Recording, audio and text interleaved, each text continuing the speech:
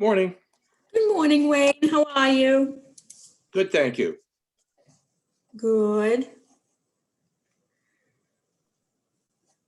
I have a couple of little comments on the annual report thing, so I'll send it to you.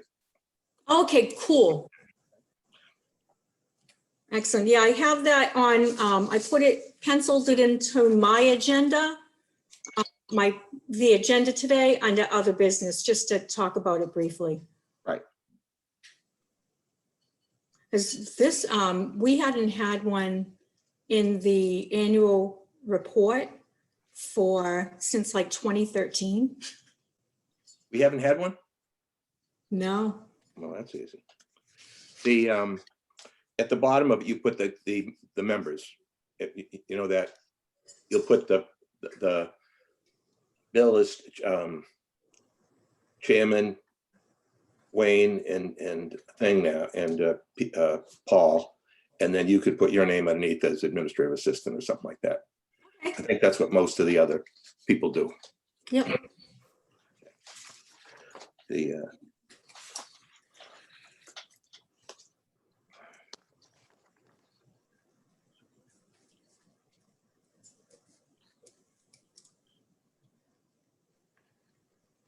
So what would Paul's title be?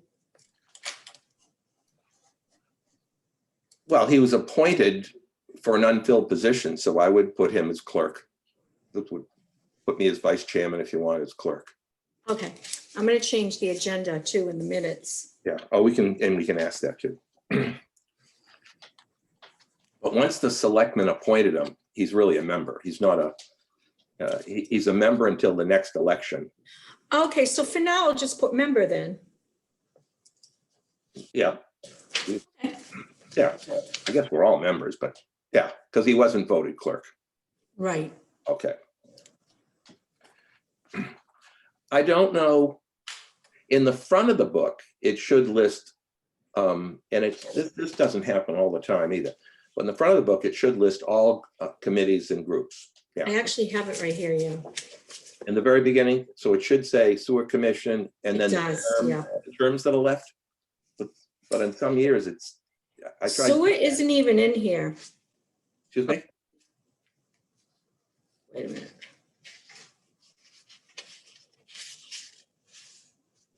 Oh yeah. Did you find it? It doesn't have a title. It just has your names Okay. and when you come up for re-election. Okay. Term. Yeah. Okay. So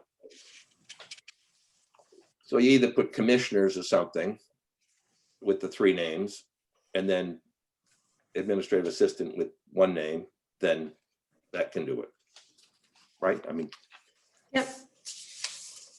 I tried going back to see how long I've been on the board and when I first got done. And I have all the annual reports. But some years it doesn't list them at all. So I don't know, you know, it's tough.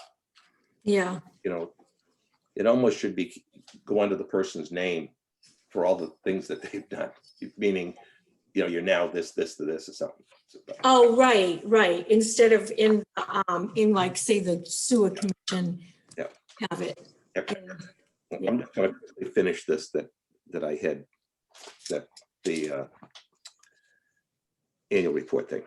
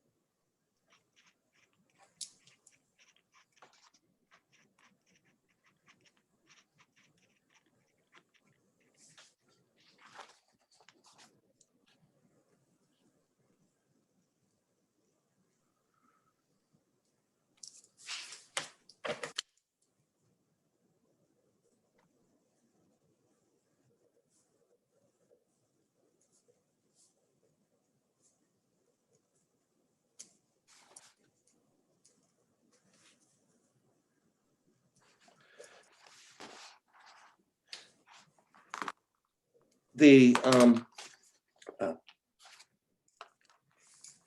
couple of things I've gone ahead and provided some space in between a couple of things here. So if you see it just says space, just to make it read a little bit better. Sure. And then, remediation is a worthwhile investment. I sort of think that it should be an important part of plant operation. In other words, because it's ongoing forever.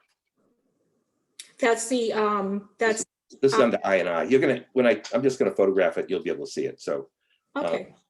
and it says the last rate increase was in 2017. Was that, is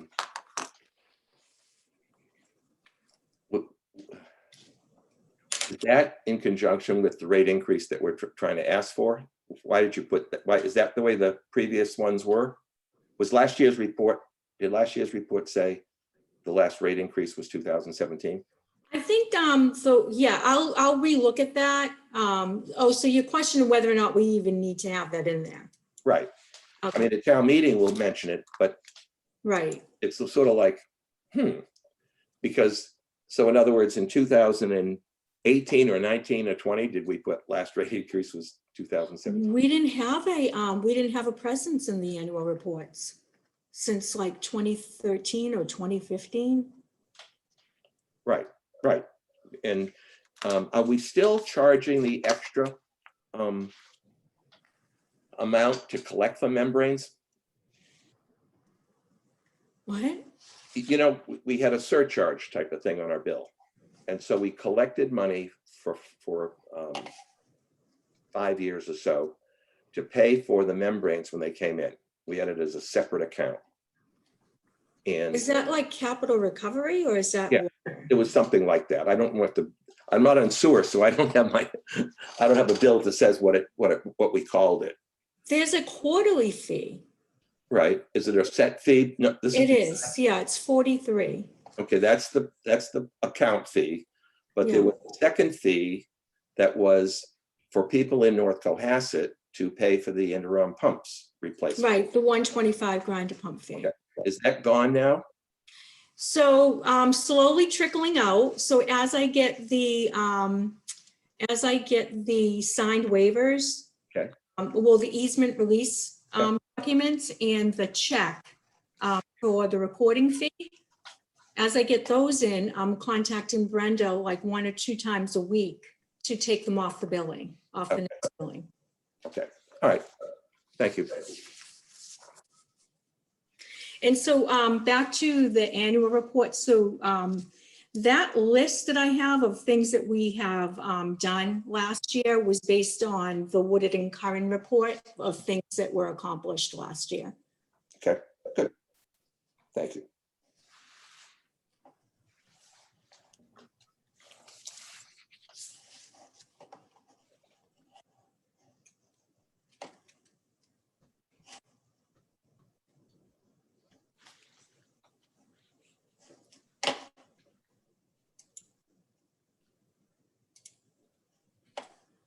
Hi, Rob. Hi, Scott. Hi, Rod. Hi, Lisa. Good morning, everyone. Good morning.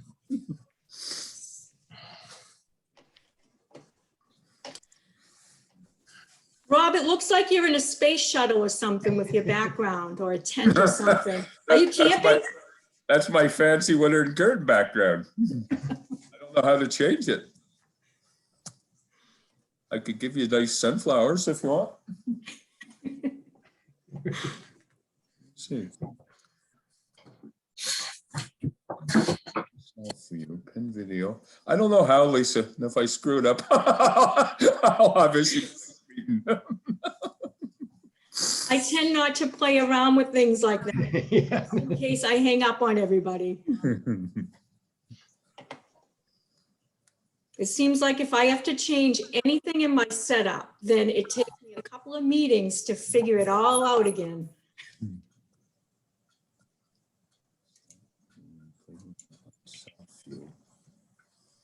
Better not touch. I'm not gonna. I invited Peter to join us, Peter Lyons, who developed the I&I report. Mhm. Oh, good. And I Good, hope he good. is. He said he would. I think he accepted it. I got an email notice that he accepted. Good. Good morning, John. Oh, good morning. How are you? Good, how are you? Good.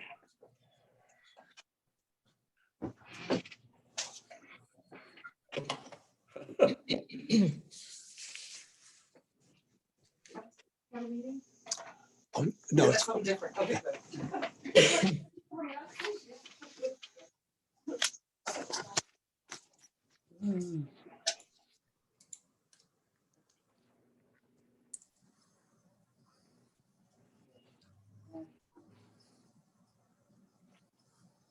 Yep, Peter's on.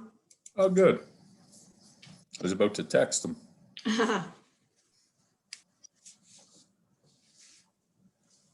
Morning, Peter Lyons. Hello, Robert. How are you doing? I'm well, thanks. Thank you for joining us. Absolutely. Amy calling from the Flashboard. How are you? Good, very good. I had, 175 Lambert's Lane, the golf course, I believe. Gotta record village review, it's all done. I haven't got as-built. I reached out to the engineer for those, and then I someone from their signature. Yeah, Jason already, our inspector already signed it. I might have to wait until I get the as-built before I can to you guys. But, whether they sign it and I mail it, whatever you guys want to do. Yeah. Yeah. All right, no rush, thank you. Bye. Good morning, Bill. Hey, how are you? Good morning, Brian. Good morning, Dan. And good morning, Peter. Morning, Lisa. I don't know. Okey doke. I don't know if Paul is going to join us or not. So why don't we give him a minute or so, and then if not, we'll start. All right. Okay, he did accept it, but.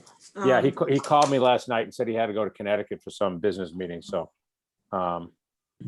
see what happens. Yeah, send me, just send me like, nothing formal, just a little, get me. Okay, how you doing?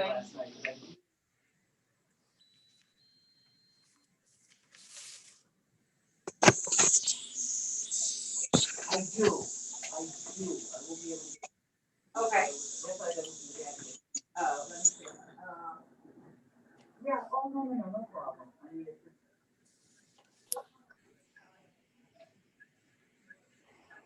Yeah.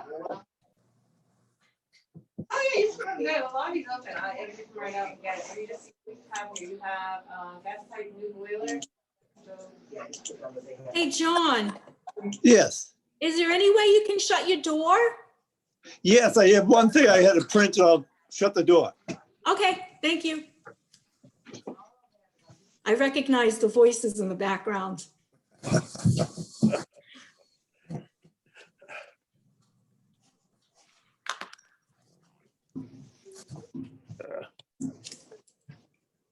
All right, why don't we start? I suspect Paul will come on if he can make it. So let's call the meeting to order at 10:04.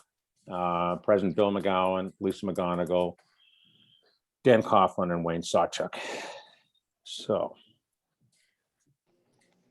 as we do all the time, and we can ask Paul to check in and see what's going on, see where our next session may be.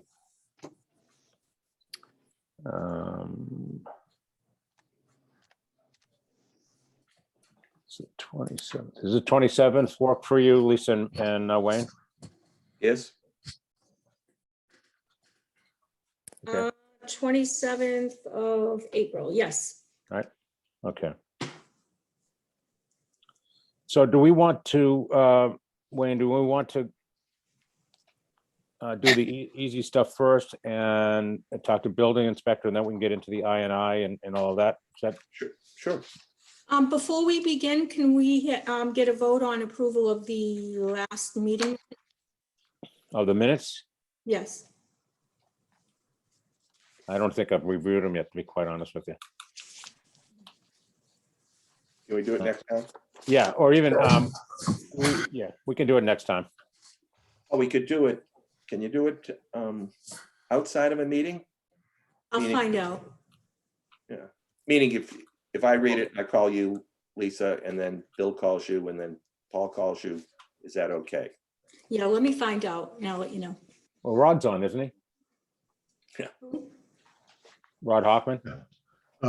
Yeah, it should be done in open session at a meeting, so. Okay, we'll just do it on the next one.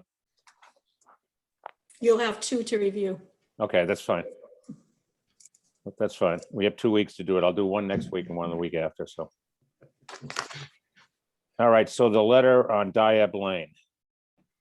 So we have Stephen Ryder and Attorney Stephen Ryder and Matt Shannon on. I'm going to allow them to talk.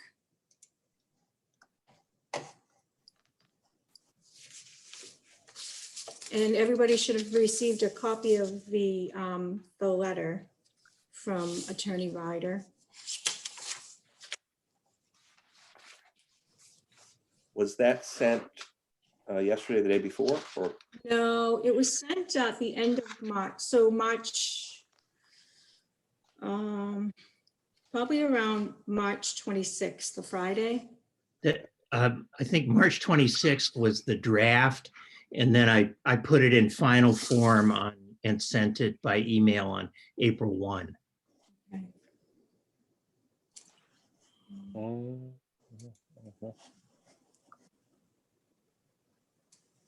Let me see, if I can pull it up. I can probably share my screen.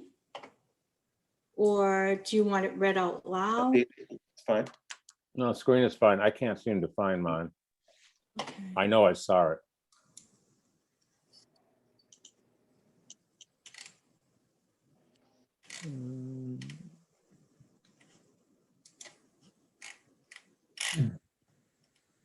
No, I can't find it. Oh.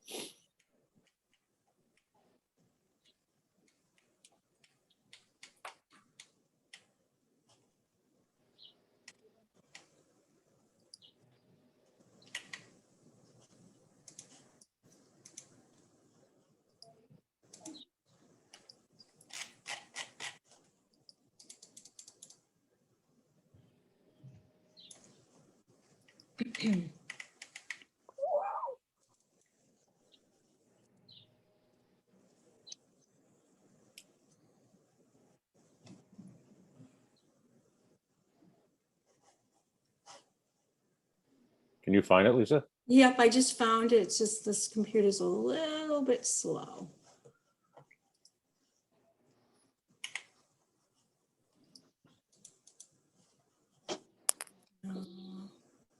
No. That large. And now maybe a full screen.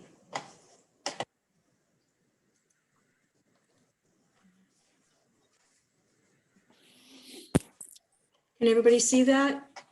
Yep.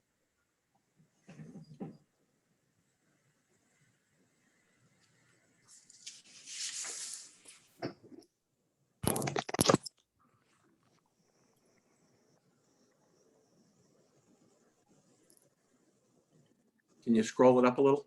Sure. Oh, that's it. I think that's fine. Yeah, I don't see any problem with it. I believe it accurately reflects what we discussed at that meeting of the 16th. So Okay, good. So do we have to vote on this? Lisa, is that what we're doing? Yeah, we should probably vote on it. All right, I'll make a motion that we approve this letter. Wayne, Second, okay, Bill McGowan, aye. Wayne Sawchuck, aye. Okay.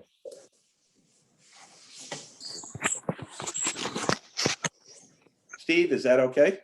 Yeah, I think that's fine. One of the things we talked about, I think at the last meeting, was also that I thought at this meeting, we were also going to approve the applications, the 3 applications with this, that go with this letter. Well, there's still the matter of 2100 needs to be submitted as well. Okay, Had submitted $3,000, $1,000 for each Okay. application. Did Dan have a chance to look at these? Is Dan on? here? Not yet. No, I haven't turned them over yet. All right, well, can we amend the motion to say that the permits are approved on Dan's account, excuse me, upon the town's engineer review and approval, and so that they don't have to wait for another 2 weeks if Dan can look at those Yep. suggested. And we need, and also the receipt of a check, right? Yes. Right. Okay, yeah, that would be great. all right, I'll second that. All in favor, Wayne? Wayne Sawchuck, aye. Bill McGowan, aye. Okay. Right. Now we Thank okay? you so Steve? much. Thanks for all your patience and attention to this. Okay, thank you. Bye now. Bye-bye. Okay, since we have some Woodard and Curran folks on the line, do we want to jump into I&I? One of my favorite subjects. It would be good if Dan was here, but, Yeah, he is. oh, he is here. I am. Oh, okay, I'm sorry. Have to look at the rest Yeah, of you're off the screen. my screen here. Full house. Okay, Mr. Coughlin, thank you. Unless you want to give John a reprieve. No. Yeah, John, you want to, or we can talk to you now if you want to do that. Sure, if you like to, that's fine. Yep. I think we wanted to just obviously get to meet you and say hello. Something I was going to talk to the board, but I think you will be part of this as well, is I got a phone call yesterday from Woody Chittick, who's on the zoning board. Yes. And he was saying that every 3 weeks is going to be a call or a Zoom session between all of the permitting boards within the town to look at all of the construction activities or planned construction activities for all of us to get a handle on what exactly is going on. Because Woody was saying that some boards may know that something's going on and the other ones don't. So sort of a full transparency of what's happening in the town. So we can all sort of give our 2 cents for as a permit may or may not be issued. Yeah, I think I spoke with Woody also. He came up with the idea. I agreed that, because sometimes too, there's not necessarily a specific order that people will have to apply for permits for prior to coming to the building department. Sometimes they'll come to us and we'll send them, no, you need zoning relief, or, yes, you need to sign off for the sewer department and stuff like that. So we just thought it was a good idea to keep everyone informed. But sometimes applicants only give the information to the specific board at a time. So this just gives everyone a chance to know what's coming up. Now, would the applicants be notified that it's going to have a discussion about all permits or something to that effect? No, this would just be the heads of the boards discussing some of the in general, some of the existing applications coming through. Could be again, conservation saying, oh, we have something on our agenda for this address, so that might give us a chance to anticipate that and maybe form some other questions that, are they on town sewer? Are they, is there access to town sewer? Are they, are they have a septic system? Are they planned a septic system? So just a chance, again, briefly for the different board members to kind of share some of their knowledge as it comes in. Okay. So is there anything that you've got questions of us or how we do things or? No, just as I say, just from a permitting standpoint too, as permits come into, we're obviously requesting sign off from you guys as appropriate. If it's a new house, we're setting, if it's a demolition now too, where they're tearing down the foundation, we're sending them over to you guys for notification. So Lisa knows about it and they, could be capped properly. Yep. That type of stuff. Also, we keep an eye as someone's adding onto a house, if there's a bedroom issue, if they're adding a bedroom, that there might be a quarter unit or unit fee to correspond with that. So we try to send them over that way too, just to double check on that. So that's kind of what we've been doing on our end, so that you guys have a chance to look at it before it gets going or we approve it. Okay. Yeah, there was one more category too, and that was change of use. Sometimes the commercial areas will have a change in use going from, dry essentially to a wet process or. Yes. Sometimes that would apply to. Yep, I haven't seen that yet, but as it comes up, that's certainly another trigger that would indicate, flow change for you guys to look at. Great. I had received, John, a call from a contractor that is up on Howe Road there about having to install the complete sewer pump and connection, everything like that, before he could get a framing inspection. Is this something that is true, or is it something that is necessary, or what? It depends where it is in the project, but I can't remember is it 102 Howe Road or no, it might have been another. Probably. It's right at the intersection of Diab Lane. So it's up Howe Road, it's on the left, Diab Lane goes up to the right.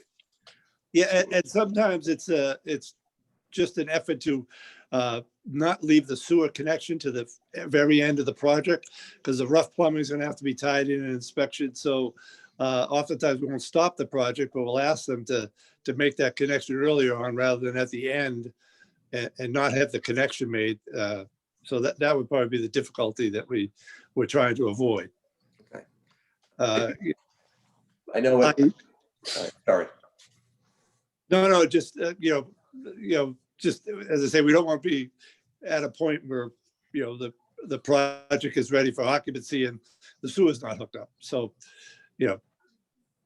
Right. And I've seen that very recently on a street off of Jerusalem Road there, Windy Hill Road, where they were passing papers literally and trying to do the sewer the morning of the closing, which was, and then of course, then there was a leak when the test was done. And then, you got this, everything is disturbed. So you can't really, and you want to get a sign off and things. That's pretty lousy. Yeah, as I say, no one wins, and it's usually our fault. Yeah, It's your fault. it's like, wait a minute. So it's more, it's more an effort to address the planning issues early on. We're not denying them sewer; they have the right. Let's kind of put it in a schedule earlier in the project rather than at the end, and then because we have to have plumbing has to installed with, so there's plenty of time to see it. Okay. And be sure to look at the 3 that we approved today or will be approving, because that's a case that it may be delayed, or it may be, that and really have some problems. Yeah, and again, we those 3 addresses, there was some other trench permits that were denied, but we don't have anything in the system right now, any applications. Oh. I'm sure they're going to be forthcoming, but we haven't there isn't anything there yet for us to review. Okay. Well, they have 6 months to do it. Yeah, but We shall see. Okay. You're welcome to stay with us, but if you want to go off on your own, nice to meet you Zooming wise. So, yeah, that's fine. I know if you or Lisa has any questions, certainly feel free to give me a call. And there, but we, as I say, we've been working pretty tight together to try to get that the sign-offs addressed right at the beginning of the permit process, so that stuff doesn't, come up later on to you guys. all right. Good. All right. Hey, thank you very much. Thank you very much. Thanks, John. Bye now. Okay, I. And I know, Rob, you're on.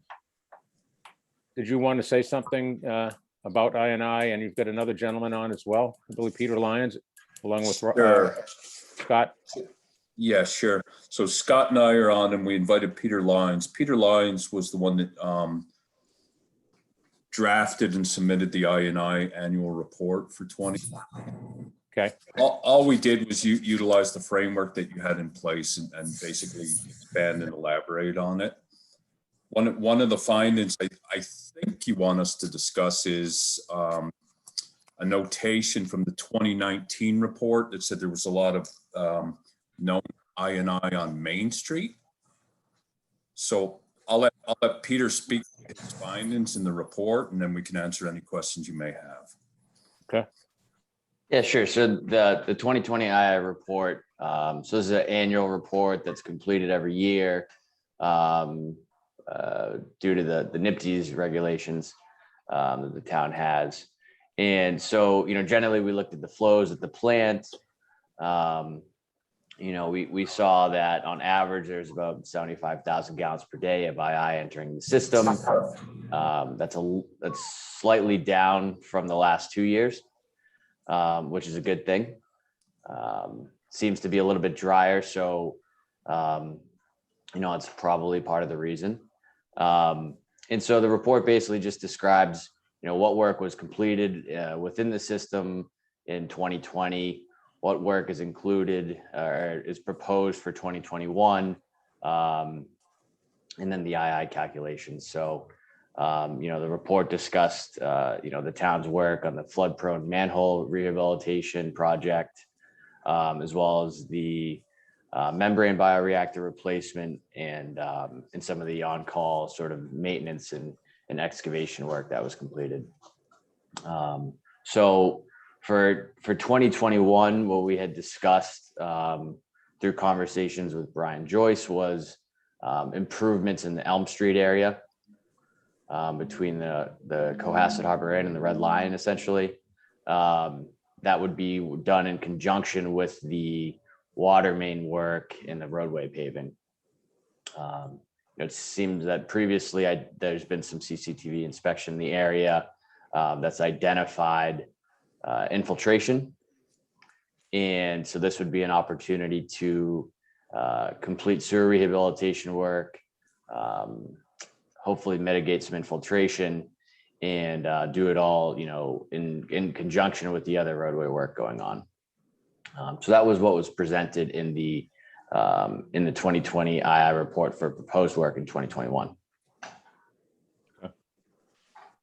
And can we keep in mind as we do that report that in the past, we've had a lot of problems with those houses on Elm Street that are connected into the marsh. And there's a main on the street. And if they were to have a pump, they could go from where they are and put it into the main on the street, which would be much better for us, and then cap off those lines. Now, we did spend quite a bit of money to try to get them to do that, but in a marsh situation, the weather has a big impact on whether when it floods out, going up and down. So we could have fixed it last week and it could be broken today. And John and Dan can talk a little bit to this too. If there's funds available, and some of this work I think is going to be done with grant money, then it would be a wise time for us to be able to put those bills under those accounts. So Okay, yeah, so those are gravity sewer laterals that connected to the marsh. And so you would propose or want consideration for putting those on some sort of grinder pressure, low pressure system and connecting them onto Elm And Street. maybe gravity. Well, Dan would be the sure, okay. person to know. Okay, People have built things on top of their lines, so you can't tell whether the line underneath it's broken. You can't get into the marsh to sort of look at, there's no, clean out along the marsh so that you could say, oh, there's flow coming or this, that, and things like that. So, Sure. and we did do a lot of the waterproofing of the manholes that are in the marsh, but we haven't gone back necessarily to see if that work is, whether it's good after 1 or 2 years. sure. Yeah, about 8 or 9 years ago, we did go in and we did replace some of the services in there. And we were using a pressure grade pipe when we went back instead of just the SDR 35s. So we did replace some of those services that we found to be leaking, and that was based upon TV work where clear running flow was coming from the service laterals. We have actually also TV'd some of those laterals from the interior of those buildings. So we were able to find the defects. So the ones that we did rehab, again, it would be good to go back, take a look at CCTV and see if we're still getting any clear water flow during spring high. But they should be in pretty good shape, generally speaking. But obviously what Wayne's saying takes that whole issue of infiltration out of the picture, and there is some possibilities for that for some of the services. If we ever found those services leaking again, I think that would be the alternative.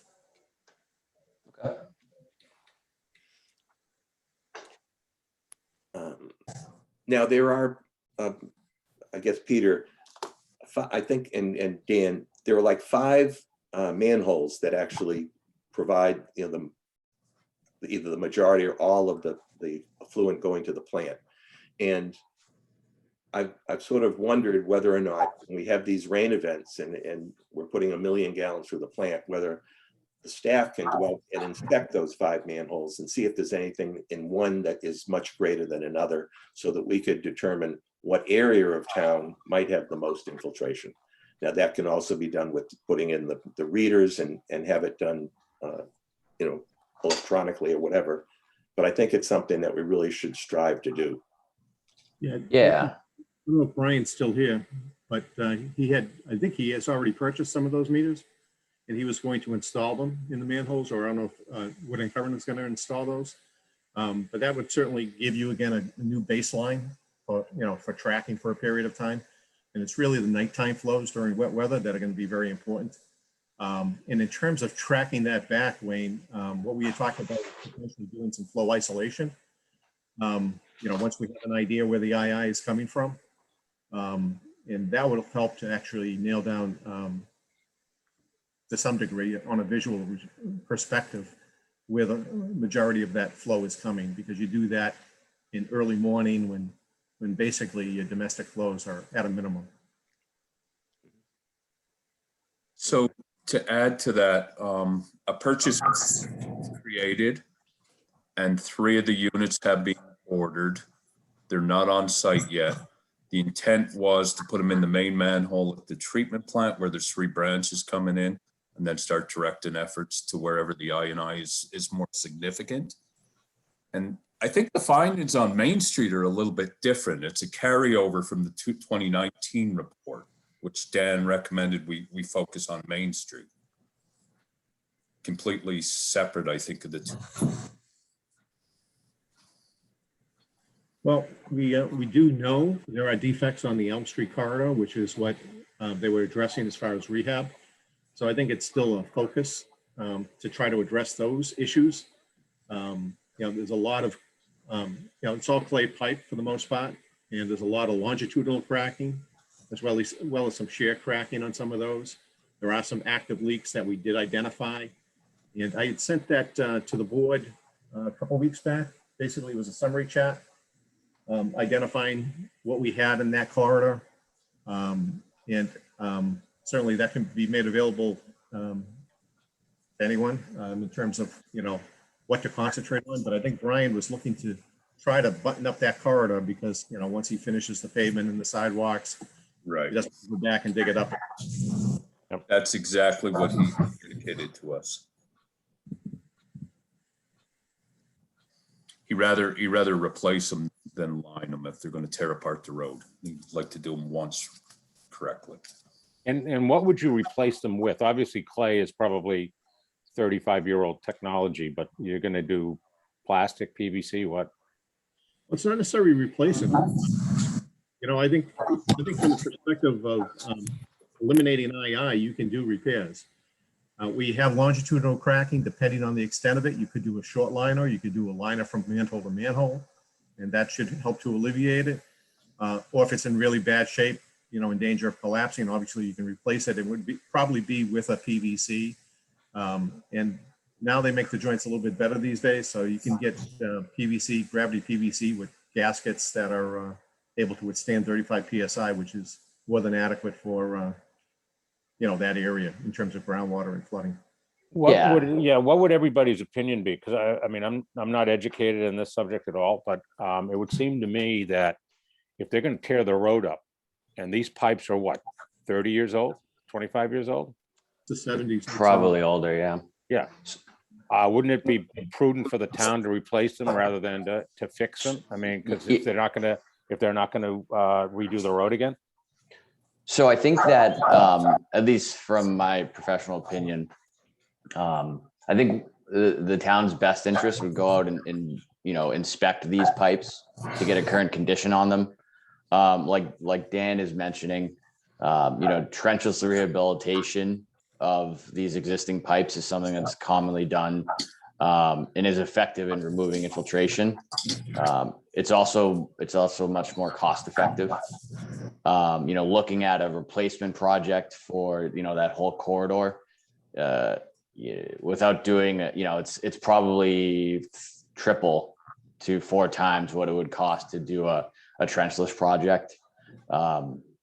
So, you know, I think that where the town should start is taking a look at the condition via CCTV inspection, identifying if there are locations that require excavation because they're in such poor structural condition as well. And then when you're identifying that, you know, we'll take a look at, you know, can infiltration be removed via trenchless means?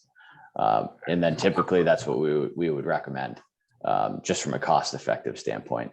Yeah, the last CCTV we had for this area was 2011, so it's been 10 years. So it really needs to be CCTV'd again and inspected. To do that, you can actually see the defects. You can evaluate, you know, where it's going. With flow data, you don't usually do that. You can't really identify where the problem is. So I would recommend that these pipes along that corridor be CCTV'd again. And as Peter was saying, the rehabilitation methods we have now, and that's basically a liner. They'll pull it through the pipe, they'll inflate it, they'll cure it in place. It's almost a structural pipe, and basically with no joints between, you know, manhole to manhole.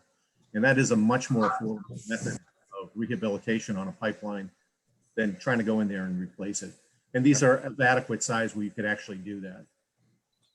Dan, how do the individual properties connect to that? If it's going from manhole to manhole and the lines are going into it? Yeah, after the liner is cured, you go back and you can basically cut out the services because they'll dimple based upon the pressure in the curing method. So you'll see the services. And at that point in time, you can also then route that service connection. So the connection, you know, between the service lateral and the main is basically made waterproof as well. In some cases, you can also do smaller liner inserts for a short section of that service. But my recollection, I believe, is some of these have chimneys. So that may not be as feasible.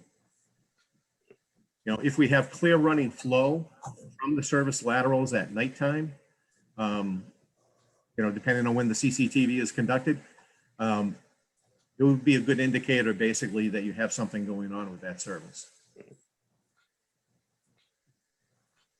And you know, the thing to do at that point in time would be to replace it. Could we camera the marsh as well while we're doing that?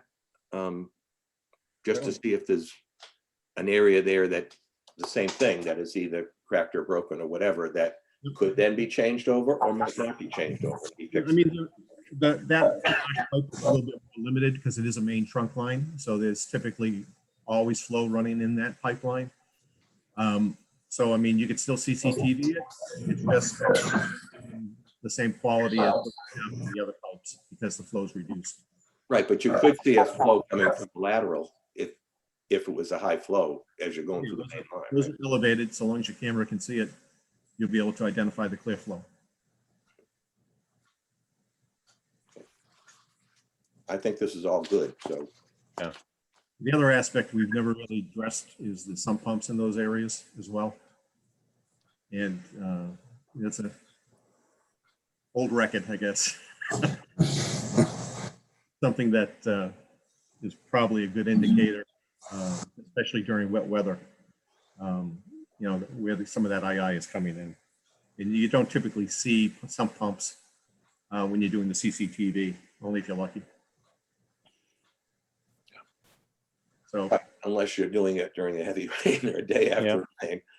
right, I mean, the best thing is to be able to go in there and do an inspection program on the interiors to see what's connected. Sometimes, you know, they say, oh, no, I don't have it connected, and the sump pump goes to a cellar sink, which in turn goes to the sewer, so. And there are many of those. There are many of those in town, yes. I mean, those are certainly as much of a, you know, political and engineering challenge as anything. So it's really a difficult problem to solve. So. Yeah, we've discussed this before. We talked about an amnesty program. We basically allow them to redirect it to a dry well or something along that line. Or from the perspective of just administratively increasing a fee or penalty structure that's imposing, which would make them basically disconnect them. That's what they admit that they have them though. Yeah, I think about a year and a half, 2 years ago, you guys revisited this at a commission meeting. Yeah, we did. Pulled out the old letter, revised the language, and was going to reissue them maybe. Yeah, I thought we did. I mean, and I remember it because it came up right down the street from where I am. We hadn't had rain in like 3 months, and there was water gushing into an open grate, and it was coming from somebody's house. And I guarantee you they had like a washing machine or something like that hooked into it, because it would have a high flow than nothing. So I think there's a ton of that stuff out there. I really do. Sure. Anyway, anything else we need to discuss about INI? Are we cool? Brian had sent an email, and he suggested that a letter be sent to the EPA, because there's a comment section, right? There's a comment period. Are we talking INI or are we talking the permit? Talking. I'm talking permit, sorry. Okay. Yeah. So were you basically looking to approve the II plan today so it could be issued, or has it already been issued? Okay. Well, I think if we've ordered a couple of those pieces, I think what we need to do is figure out, what's a budget to do camera that street, and then we can determine, we can figure out how we do it. Yeah, I'm sorry. I was talking about the report itself. I didn't. Oh, all right. The report's been submitted. So yeah, Scott submitted the report on the 31st, the day that it was due. So. Correct. Yeah. Yep.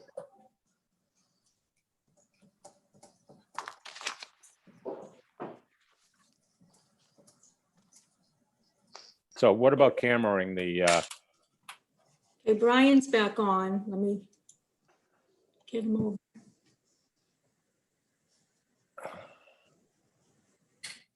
Excuse me. Hi, Brian.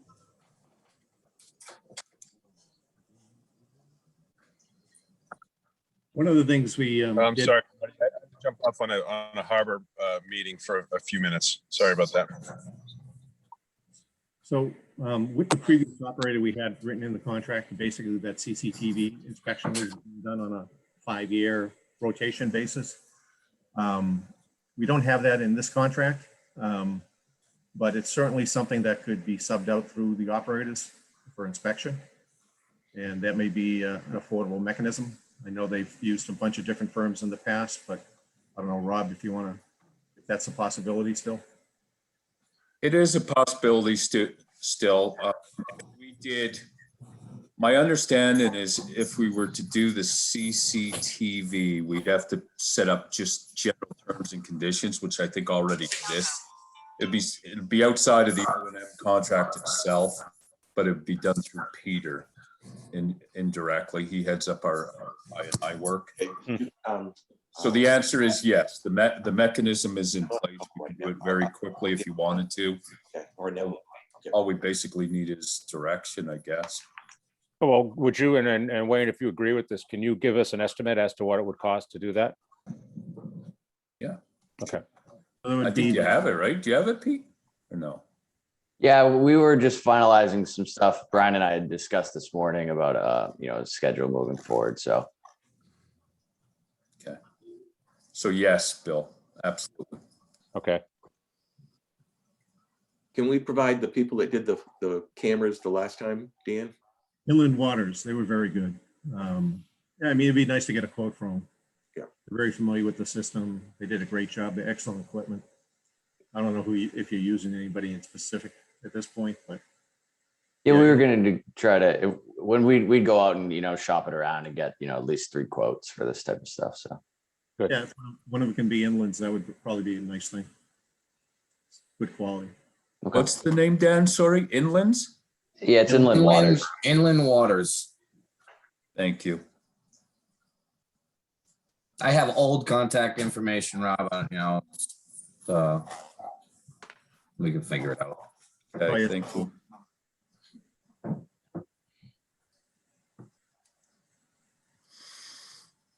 I have to go for 1 minute and I'll be right back. Okay.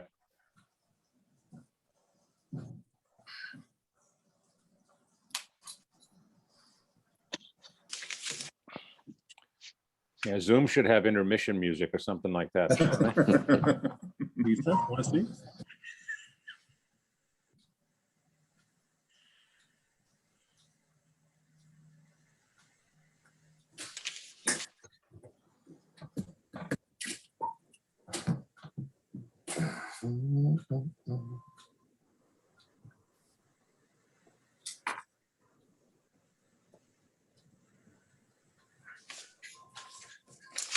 Bill.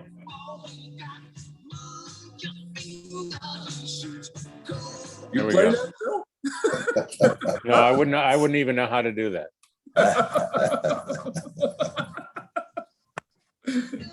I just happen to be in my car.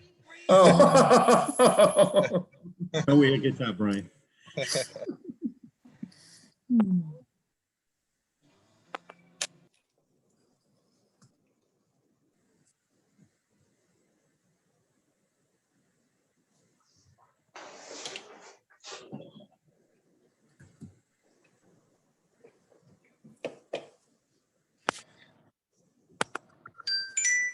Sorry, I had to jump off at a harbor meeting, but did we talk about the permit yet?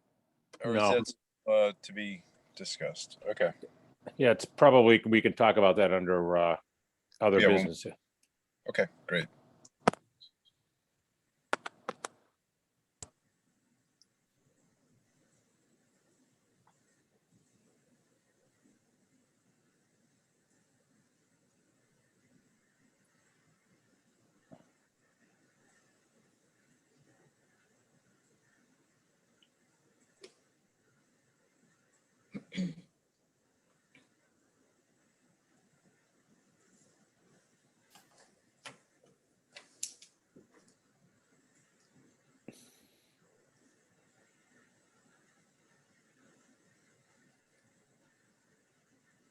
I'm back.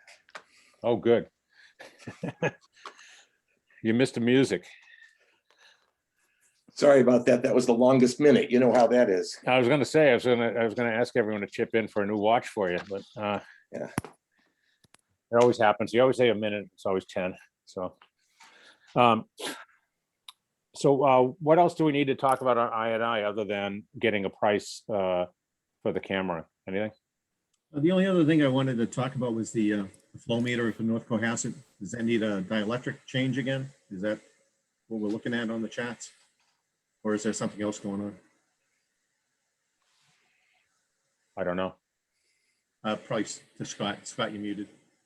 Yeah, that's my fault. Yeah, we're probably due for a change out up there for sure. Yep. One of the things Mark had indicated last time is if you run plastic wrap, it lasts a lot longer for some reason. And that's Okay. something you want to try after you do it, you know? Yeah, we'll give it a shot. The biggest thing with changing that out is just the area, just the access to it is the hardest thing. It's got to be either first thing in the morning or just because it's just in a terrible spot. But we'll get out there, put that on there. We'll try the plastic, see if that helps at all. No, is there a cost associated with this, or is it what, or is it just I mean, you're doing a flow meter? Is that what you're talking about? Maintenance on the flow meter, you have to change the gel between the probe and the pipe. Oh, okay. Okay. Usually have to do it about every 6 months. At least that's what we used to talk about, right? Correct. Yep. That was it. All right. Should we go to the permit now while we have everybody under other business? Yes. Congratulations. Yeah, no. So I'll have another stupid question. Why did they give this to us? Because I think there was all sorts of, I won't say angst, but there was concern from the technical side of this discussion that they might lower it considerably. Any idea why they didn't? Well, they've been on a trend for general permit issuance for a lot of different things because it makes their life simple. And that's what they're doing here. And it's obviously a much more defendable position if you have a single permit for a bunch of small installations with similar types of impacts. And the threat of, lowering the limits that they had before, was pretty pretentious as far as, how they were basing that assumption on, since the plant really doesn't have an influence on the embayment. And again, they were trying to use that as leverage to try to do watershed cleanups. And that really wasn't a defendable position. So it just sounds like they came to their senses and were issuing the general permit. How long is this permit? How long is it in play? 10 years? 5-year permit, they said. 5, okay. Now, was the state pushing it more than the feds as far as what Dan was talking about? Yeah, not really. The state's been kind of out of it for a while, and they had a bunch of retirements, so they really didn't have people at DEP who were fighting EPA or trying to get them a reasonable position. I think EPA just came to their senses and did something that made life simple for them. Okay.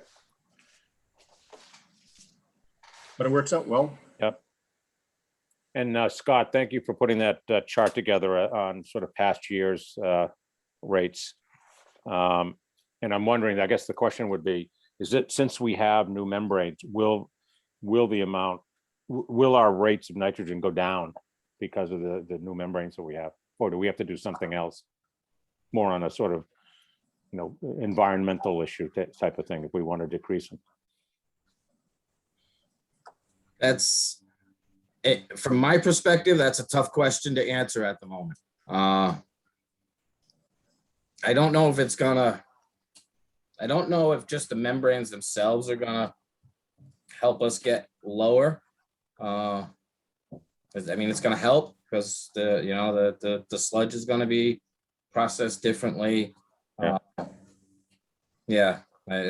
still to be determined, to be honest with you. All right. In terms of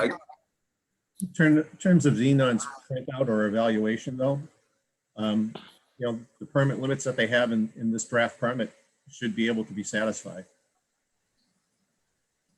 Yeah, one thing we can certainly do with the new membranes is utilize the oxygen transfer much more efficiently. One thing we have noticed, though, there's a significant demand for oxygen with the new membranes in comparison with the original ones. They are an energy hog, to say the least. So for Scott to get the oxygen transfer to convert the ammonia over to the nitrate, it takes all 5 blowers to be running to keep it around 10. The 3 big ones and the 2 supplementals. Yep. My last stupid question of the day. What would happen if you actually injected oxygen into this process? Could that be done? Well, you can do air ejectors, but you wouldn't be doing oxygen injectors. You're just not going to store oxygen on that site. But I mean, you could do air injectors as a supplemental mechanism, and that's essentially almost, a mechanical system that you can mount over the side. And that might help. Is this like an oxygen concentrator? It's more like a pump that creates a negative pressure or vacuum and introduces air to it. Well, 'cause, I mean, I know that there are very, you can buy a pretty large oxygen concentrator. I don't know what the PSI design from it is, but and it's just sort of a crazy question. I just wanted to see whether or not that would actually might work and help us with this. I know what you're talking about with those, but I haven't seen that in practice. Okay. Peter, you Rob? I have a question on whether or not we could get larger blowers or more efficient blowers or something like that to supplement or to replace what we have, because electricity, as you know, it is just, it's just gone crazy. And Yeah, it sounds to me like maybe that, that might be an appropriate method is, okay, now you have new demand for your membranes, is there anything you can do to improve, long-term blower performance? If we're using all 5 currently, that doesn't allow for much redundancy if something goes down, right? So. Right. And will the manufacturer help us with this in terms of give us some advice and stuff that we got the membranes from? Sure. Yeah, the efficiencies usually come when you can attach it to a variable frequency drive, go up and down based on demand. And if your demand's essentially 100% of the system, there's no going down. Right.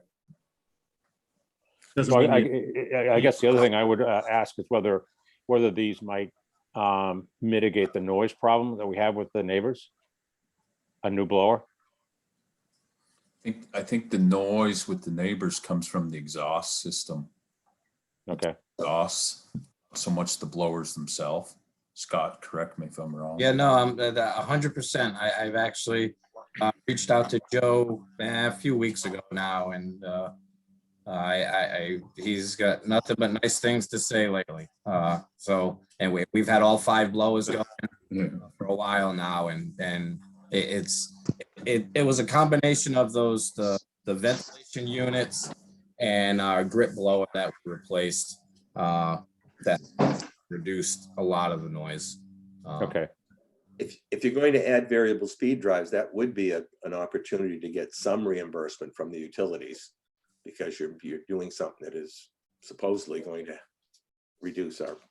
hopefully reduce our electric consumption. So I think that's Yeah, many times there are grants out there to help fund those sorts of energy improvements. So you do have some limitations, obviously, with the blower building. If you're replacing the 3 with 2 or something like that, it's obviously tight constraints. So you'd have to take a hard look at that as well. Well, I certainly would like to have some redundancy, because things break and you need to replace them, and you don't want to have a critical situation. So, or lose what you're doing for treatment.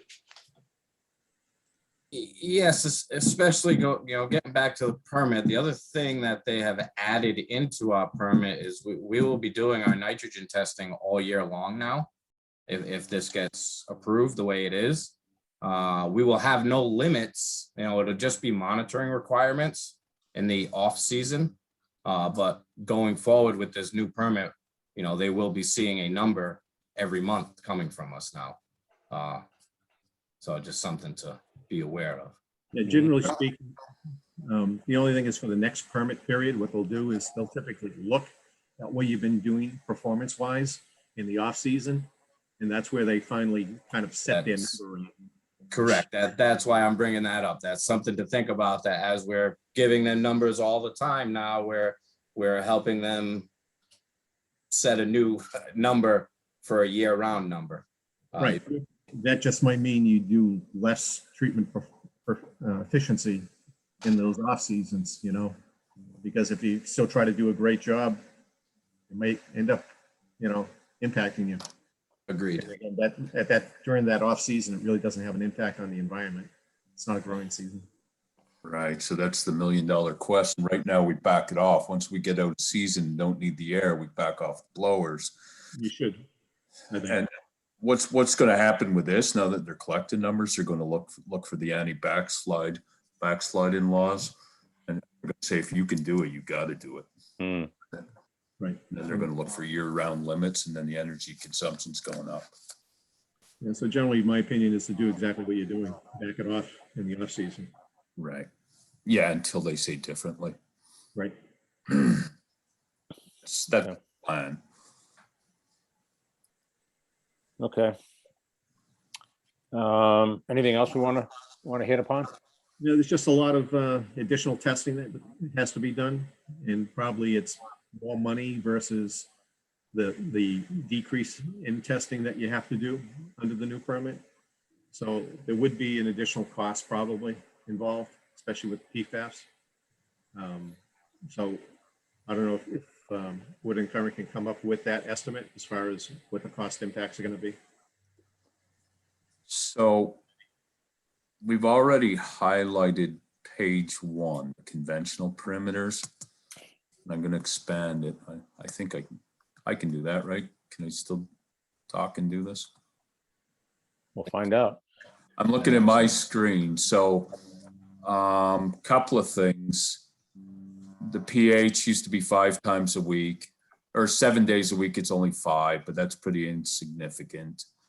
If we look at the Intero, it used to be simply monitored. Now they've established limits, which shouldn't be an issue.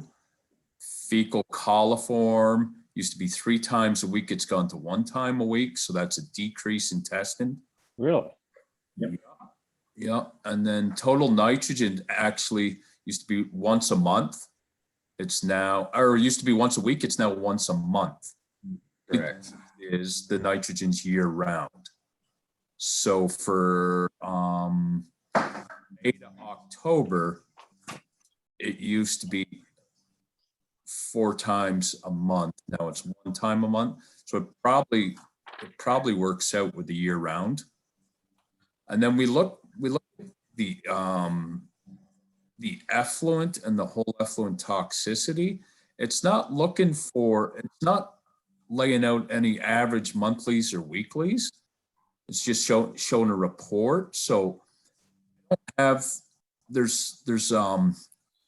what do you call it? There's notations on some of it, like monitoring requirement 1 and 2. On this one that I'm looking at, I can't see what the notations mean. And I think it's just greater than 100%. You just have to keep on meeting that. I mean, that's the goal, I think. I don't think the process has changed though.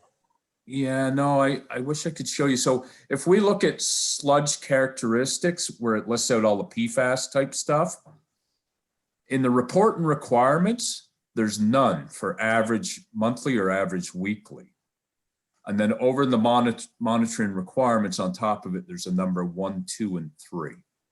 So I don't know what those footnotes are based on the 3 pages that I'm looking at, but it almost looks like they're just, this general permit itself is targeting the conventional stuff, add in Intero because it's a harbor discharge, and then basically stay the same on conventionals.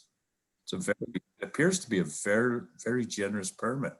But you do have the PFAS that you have to do. Yeah, I'm gonna have to reach out to somebody on that, because the way I'm reading it, you know, like Rob said, those last 2 columns are probably on everybody's permit.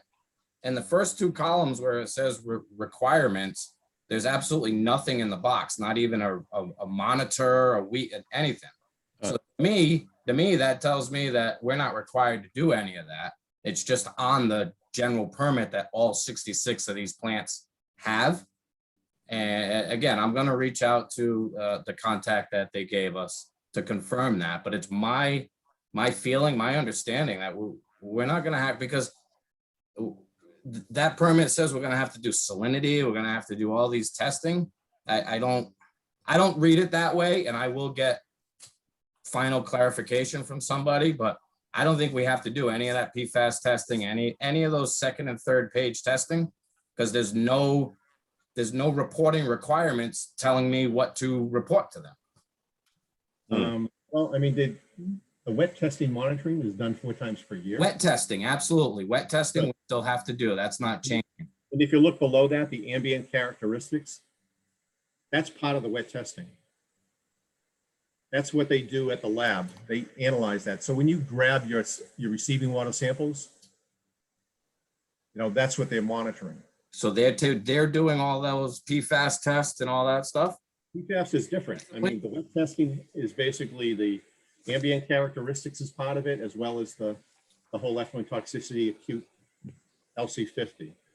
The PFAS are added, and what they're requiring here is basically once per quarter, a composite sample for the effluent, and they're also, I believe, doing influent characteristics and sludge characteristics. So they're adding PFAS, from my perspective, once per quarter, influent, effluent, and sludge. So that's additional testing. We're gonna have to get clarification on that, because I'm not to say that I'm right or wrong, but I just don't read it that way. The way I understand it and the trainings that I went through, I don't think we have to do any more testing than we're already doing. If that stuff is all involved in the wet testing, then great, but I don't read it that way. Yeah, all right. I think it'd be good. Yeah, why don't you check it out anyway? I mean, one way or the other, just to be sure. So Yeah, absolutely. You guys looking at the document, is there any threshold listed in the PFAS, or is it just listed No. as a test? Like, is there a parts per trillion amount or anything like that? EPA hasn't said any of that yet. No, it just says report They're just using it for monitoring. per liter. They're trying to still evaluate the problem. Yeah, so I mean, this is an emerging contaminant that's in the water industry and wastewater industry. So I mean, the one on the water side is 20 parts per trillion. And we just shut down Elms Meadow for exceeding that. So there is already some in the drinking water. And then, as it goes through the houses and whatever gets added in the wastewater, I can only imagine it'll be more. So anyway. all right. We all set with this? Anything else? Well, do No? we want to talk about like the response to the public comment period? Our public comments or our public commenting on the issuance of this permit? Yeah, the public comment period ends on, I believe, May 10th. So if you have any comments on this, so, I mean, if Scott finds out that they are requiring this, and, that would be an additional requirement. I don't know, I mean, looking at it, I don't really see much in terms of this documentation on the summary sheet. Question is, have they added anything else in the other portions of the permit? Section 2, section 4, I mean, some of the other sections, if they've changed some of the language, it may have some impacts too.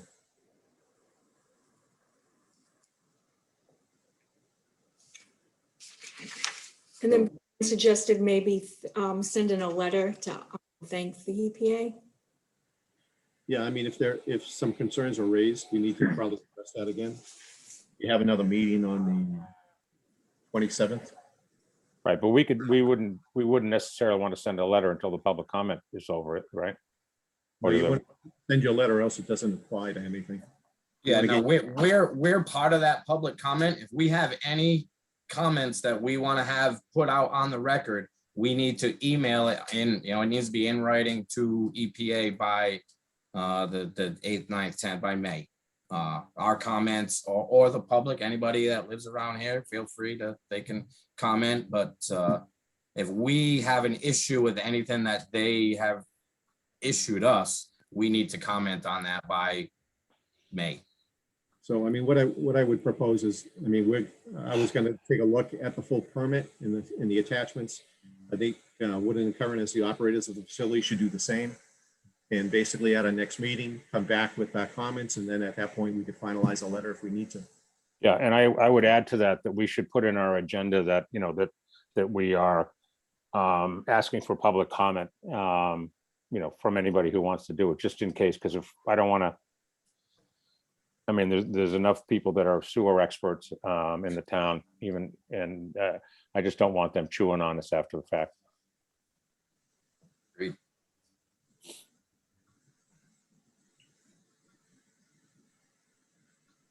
All right.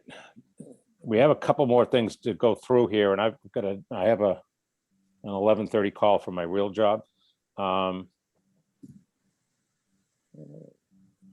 We've got most of this stuff here. I think the other two items we have on the agenda really don't involve Woodard and Curran, so we can release them from their obligation if they so want. You guys all set? I'm all set. I will gladly jump. Okay. Thank you very much. Thank you all very Yeah, no, much. thank you guys for everything. Thank you. Yep. Have a good day. You as well. Okay. So Why do don't we we- want to talk about the sewer application connection, disconnection, and modified use permit policies? I think Dan and Wayne were talking about that.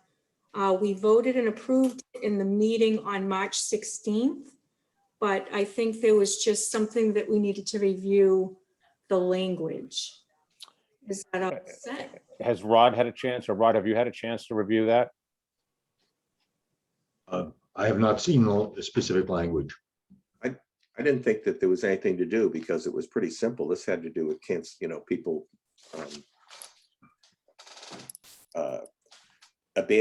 abandoning their service because of a fire or something like that, and then being able to hook back up and stuff afterwards, right? I can send it to you, Rob, just so you can take a look at it. Okay, No rush here.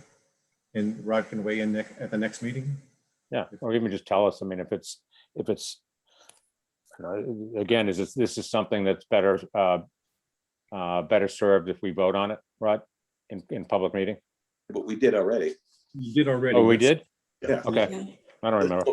This is more like minutes rather than Yeah, okay, all right. something Send new. it to Rod and have him take a look. If he has some recommendations, maybe we revise it and you vote again. Okay. All right, Okay. yeah, okay, so why don't we go to we want to review and approve the edits of the sewer engineering contract. So I've gone through gone through the document here, and I don't see any real issue. I don't see any issues with it. And Rod, this is the one that you've prepared that I'm looking at. Is that correct? yes. Okay. And then Dan sent a few comments yesterday or the day before. Are they incorporated on this? No, Dan had sent a markup draft that I just breezed through it. I got it yesterday. I just breezed through it. And These were around 1 o'clock yesterday, just some minor corrections, but yeah, there's nothing substantive there. I'll take a closer look to incorporate as appropriate, but All right. What I'd like to do, it's too bad because if Paul was here, I'd prefer if he was here so we could do a vote of the entire board. But if I don't see anything, I think we can put that on the agenda for the next meeting and then vote to approve this on the 27th. that seems fine.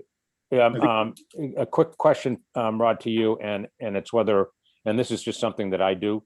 Do you typically put an initial on each of these pages? Is that something that is required, or?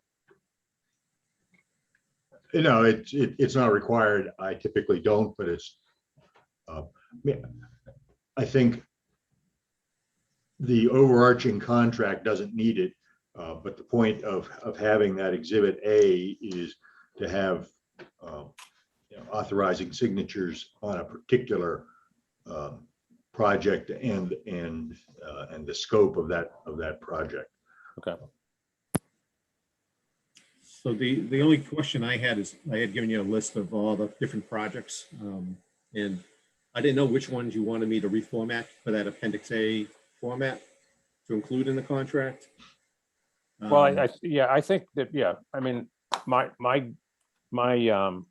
thought on this is that as these things surface, that we ask you that time to give us a price and give us the, start, stop time and all that. I haven't, to be honest, I haven't gone through that list. I mean, I've seen it, I've certainly read it. I just haven't studied it enough to know which ones we want to do right now. So we can bring that up on the 27th as well. Lisa, as far as Paul is concerned, can you make sure he's had this and is in a position to vote on this on the next meeting? Sure. Also, I forgot to do this when Woodard and Curran was on the phone. I don't think he's ever had it. I don't think Paul's toured the plant yet. Could you have him see if he could set up with Scott a time to take a tour? Sure. So I'll wait for the updated engineering contract from Rod. Yep. And I'll send it to Paul to make sure that he reviews it and is ready for voting. Yep. Next meeting. And then we probably should just have all the dates changed to the 27th of April, so we can exercise, that'll be executed.